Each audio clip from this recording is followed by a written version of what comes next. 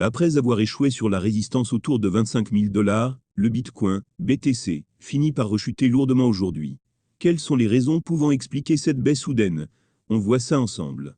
Après un mois de janvier phénoménal et un mois de février de consolidation, le marché des crypto-monnaies débute mars dans le rouge. Le prix du Bitcoin, BTC, a dégringolé de 4,7% depuis le début de la journée du 3 mars et s'échange pour 22 300 $ à l'heure de l'écriture de ces lignes. Cette chute a été relativement brutale, puisqu'elle a eu lieu à 2 heures du matin et s'est produite en moins d'une heure. Le cours du principal actif numérique du marché évolue désormais à un plus bas niveau local depuis le 14 février dernier.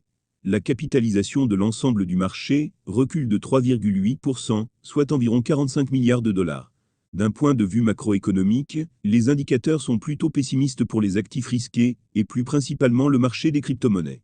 Entre la probabilité de récession grandissante à horizon 12 mois et les chiffres de l'inflation qui peinent à diminuer, comme l'évoque Vincent Gann dans son analyse du jour, Bitcoin s'en sortait jusqu'ici plutôt très bien.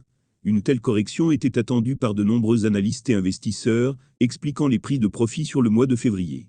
Toutefois, il semblerait qu'un agrégat d'éléments d'actualité soit venu précipiter la chute du marché des cryptos. En l'espace d'une journée seulement, les actions de Silvergate Capital, SI, la société mère de Silvergate, ont chuté de près de 60%. Dans la foulée, Crypto.com, Coinbase et d'autres partenaires ont suspendu leur collaboration avec Silvergate. C'est cette annonce qui a certainement précipité la chute du Bitcoin. Le refus de Silvergate de communiquer son formulaire d'IK confirme les rumeurs qui circulaient quant à sa solvabilité et son implication dans l'affaire FTX. Cela menace directement les principales plateformes d'échange de crypto-monnaies qui collaboraient avec l'institution bancaire. En parallèle, le nouveau PDG de FTX a annoncé avoir terminé de faire le tour des comptes. Sur plus de 11 milliards de dollars appartenant aux clients, environ 8,9 milliards ont totalement disparu.